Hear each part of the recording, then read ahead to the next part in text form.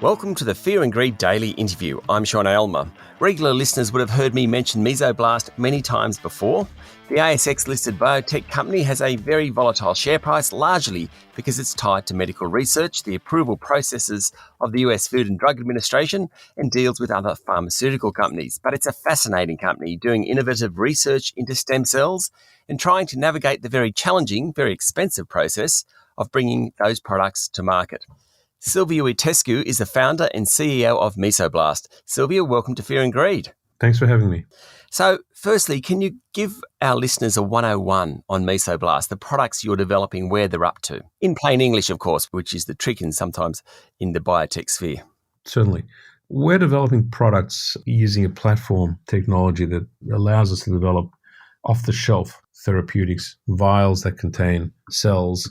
We understand how these cells are made. They're highly scalable into large quantities, and we have a supply chain that from manufacturing we can ship and provide them to hospitals, to physicians in a regulated manner. We understand how these cells work. They target severe inflammatory conditions, and we've been able to generate large clinical data sets as we progress towards our first product approvals, particularly in the US, which is the largest market and the largest unmet need. But we already have a first product approved and being sold in Japan.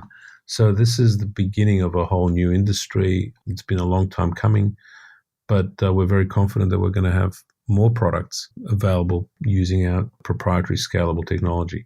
We're the largest and most advanced cell therapy company in the world, and I think it's going to be an exciting next couple of years.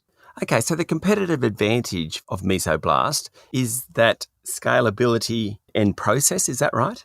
There are multiple advantages, but certainly scalability and being able to create a uniform process that ensures that each product meets the exact same requirements as the next product so that we can provide with certainty outcomes to patients. That's a major advantage. But secondly, we have over 1,000 patents, and the other big commercial advantage is that we have very strong patent position intellectual property profile that creates a barrier to entry into this space.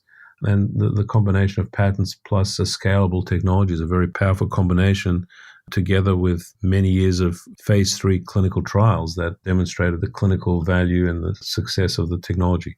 Okay, so some of the illnesses that you are addressing, what are they? And how would most of us know them? Yeah, so I've said that core to the mechanism of the cells is the ability to tackle severe inflammation. Yep. So we are targeting diseases where inflammation is a primary driver of a bad outcome, including death, and where other traditional medicines, pills, antibodies don't work very well.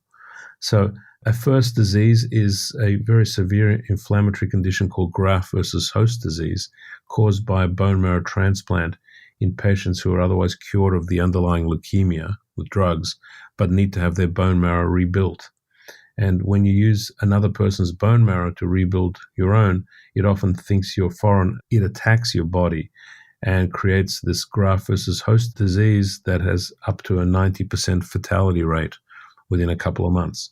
So other drugs have failed miserably, and we've, particularly in children where there is nothing approved, we have shown through multiple studies that we get a very substantial curative rate and survival benefit in children who have up to 90% mortality from this devastating condition.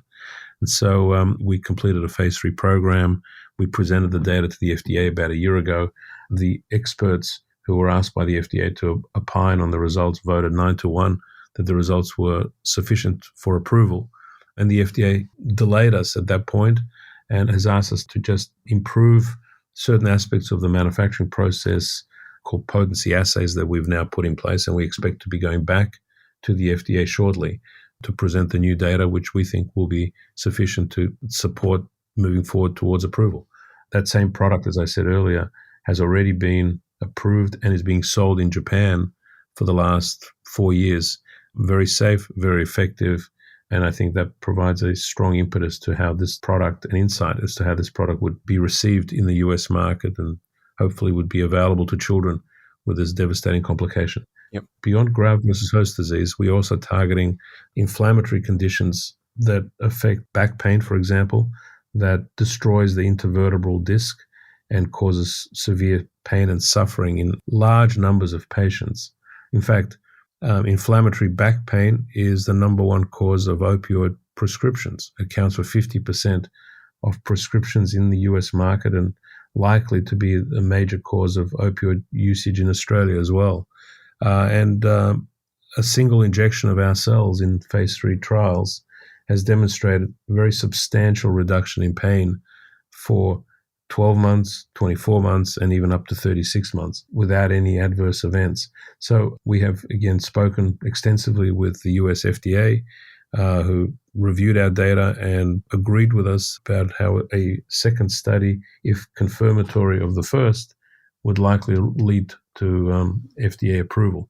And we're embarking on that program to target, again, those patients with severe inflammation of the disc who failed all existing alternative therapies in order to prevent the need to progress towards something much more invasive like surgery, or to avoid the opioid overdose risks that come along with this kind of devastating problem.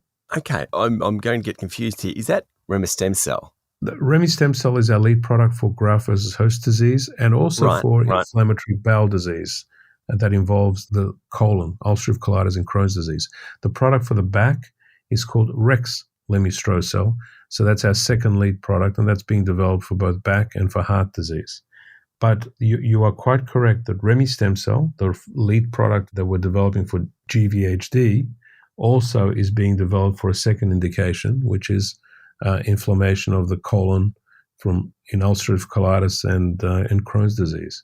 And we just announced some pretty exciting data about a week ago, data that was generated in a study at Cleveland Clinic by one of the world's leading gastroenterology surgeons in this field, Dr. Amy Leitner, presented data at the major European Congress showing that a single injection of remestemcel into the inflamed colon in patients with ulcerative colitis or Crohn's disease resulted within 6 weeks in remission. Wow. Which is a very, very exciting finding. I have family members who have had Crohn's disease, and it's not a good thing.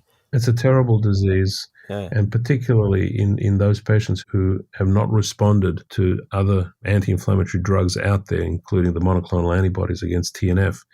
For those patients, if they have continued inflammation of the large bowel, the only alternative is colectomy, which is a terrible outcome. And so we are very, very focused on this as a potential next indication for remestemcel. Okay. And we'll be updating the market in short order with more data from that study. And we expect to be then moving to have discussions with the FDA around further approval, potentially after GVHD, for remestemcel in the area of inflammatory bowel disease. Stay with me, Silviu. We'll be back in a minute. My guest this morning is Silviu Itescu, founder and CEO of Mesoblast. Okay, talking to you, it's exciting thinking about what you can do, and hopefully, this can be proven. The process of actually bringing to market the phase 1, 2, 3, 4 trials in the US, how long does that take? How expensive is it? I'm trying to get my head around that sort of information. Well, look, this is a great question, and I think it's important for investors in the biotech space to have a reality check and a view on the time and the cost of drug development. Traditionally, small molecules developed by the pharmaceutical industry cost up to $2 billion per successful new drug launched.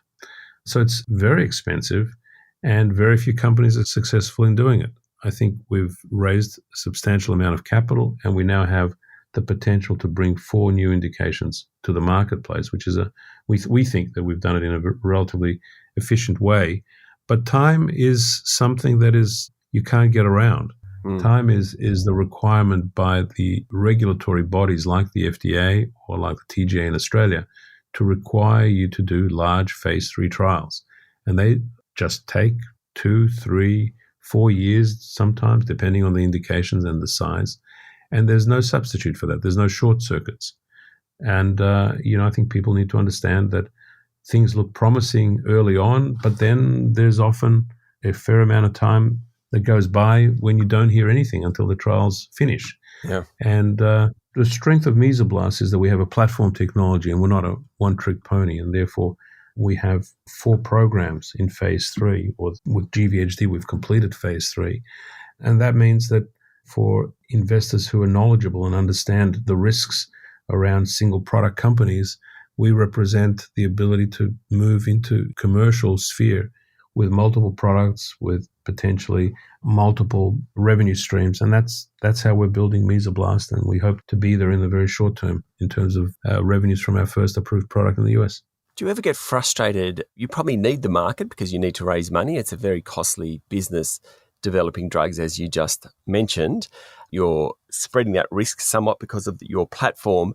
Is it, though, frustrating about the ups and downs of the share price at times, simply on news which to you may well be expected, but of course to investors who are waiting on every word that Mesoblast mentions, it can send your share price up and down 20 or 30%. Is it frustrating, or is it just part of the gig?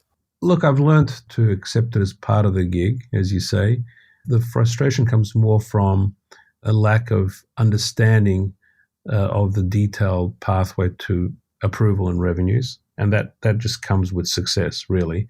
Yep. But I think, share price is not something that I should be focusing on. My focus is on deliverables, on approvals, on products in the marketplace and revenues. That's really what I focus most of my time on.